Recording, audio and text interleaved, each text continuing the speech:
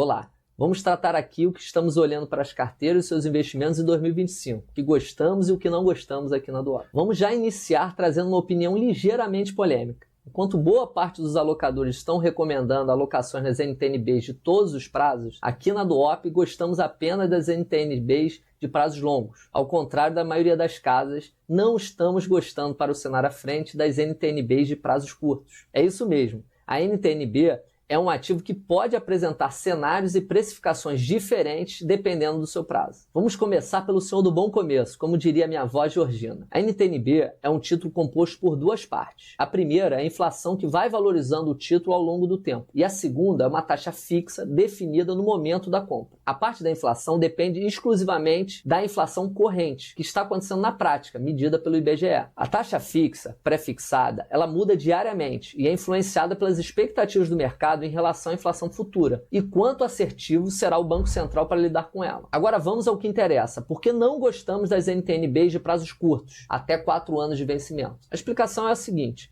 a inflação em títulos que têm vencimentos mais curtos tendem a ser muito mais relevante em termos de oscilação do que a parte pré-fixada. Por isso, a gente vai considerar que ela, a inflação do período, vai ser a variável com maior influência na valorização dos títulos mais curtos, esses títulos até 4 anos. E vamos ao ponto central. Estamos em um ciclo de alta de juros. Isso quer dizer que a inflação no país está de fato incomodando o Banco Central. E nessas condições, a NTNB curta, que tem maior oscilação ligada à inflação atual, deveria se beneficiar. Mas então por que não esperamos que isso aconteça para frente? E a resposta dessa pergunta é que houve, de fato no Brasil, uma mudança de paradigma nos últimos 5 anos, com a alteração da meta de inflação. A meta de inflação era 4,5% com banda até 6,5%. Agora a meta é de 3%. Como a meta é menor, necessariamente ao surgimento de um processo inflacionário, o BC precisa agir de forma mais rápida e muitas vezes de forma mais intensa do que antes. Por isso, o atual ciclo de juros iniciou com a inflação na casa de 4% e não na casa de 6,5% como acontecia antes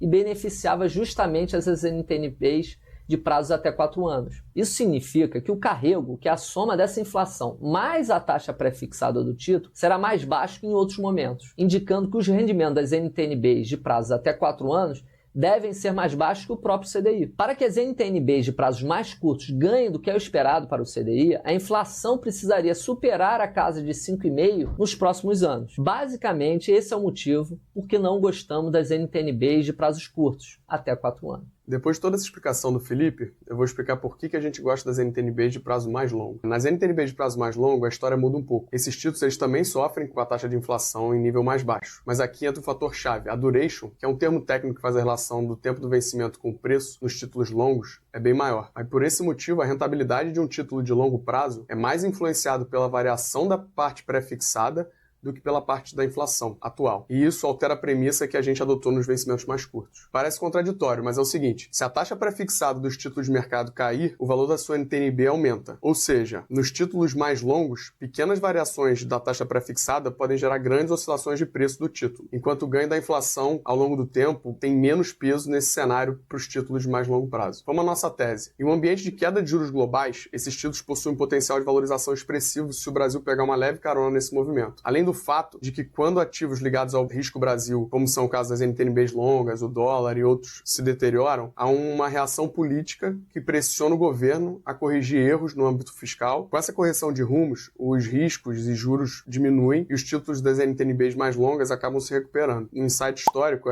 para vocês terem uma ideia, nos últimos 15 anos a gente viu esses níveis de taxa só 4 vezes. Em todas essas ocasiões elas foram excelentes oportunidades de investimento. E a gente acha que esse é o típico movimento que pode transformar o portfólio. Agora que a gente falou sobre a NTNB curta e longa, a gente vai falar sobre os fundos imobiliários, que são ativos que a gente não gosta tanto para 2025. Os fundos imobiliários eles costumam ser vistos como uma ótima fonte de renda passiva, mas será que realmente são? Apesar dos fundos imobiliários parecerem com a NTNB longa por causa do duration mais longo, que é aquela relação do tempo com o preço, muitos desses fundos seguem a mesma lógica de carrego das NTNBs mais curtas. Ou seja, eles são mais atrativos por causa do pagamento de dividendos sobre a remuneração dia após dia, que é o carrego. Só que esse carrego, como as NTNBs mais curtas, pode ser comprometido no atual cenário de CDI mais alto e inflação mais baixa, e aí os fundos imobiliários podem sofrer algum tipo de pressão vendedora. Aqui também a gente precisa levar em consideração um fator importante, tá? O Brasil ele deve enfrentar um ritmo de crescimento mais lento em 2025. Isso pode trazer um aumento de vacância, aumento de inadimplência. Historicamente, esses ciclos de alta de juros não são tão favoráveis assim para fundos imobiliários, então é importante ter um pouco de cautela. Concluindo, 2025 vai ser um ano desafiador. Como sempre, a chave para o sucesso da sua carteira vai ser saber onde buscar as oportunidades e onde se proteger. Na Duop, nossa intenção é guiar você nesse caminho, sempre com análises profundas de cenário, construindo uma estratégia que realmente faça diferença no seu futuro financeiro. Ponto importante, esse é o panorama geral de como estamos posicionados em relação às diferentes classes de ativo hoje, dia 15 de outubro de 2024. Essa visão serve como pilar central para os ajustes e correções nas carteiras dos clientes da Duop. No entanto, é fundamental lembrar que os cenários podem não se concretizar exatamente como esperamos, e é por isso que sempre trabalhamos com carteiras diversificadas e com os ajustes do OP nas carteiras. E se o mercado mudar de direção, mudaremos com ele. Nosso compromisso é sempre estarmos atentos para possíveis surpresas. Um abraço de toda a equipe da Duop.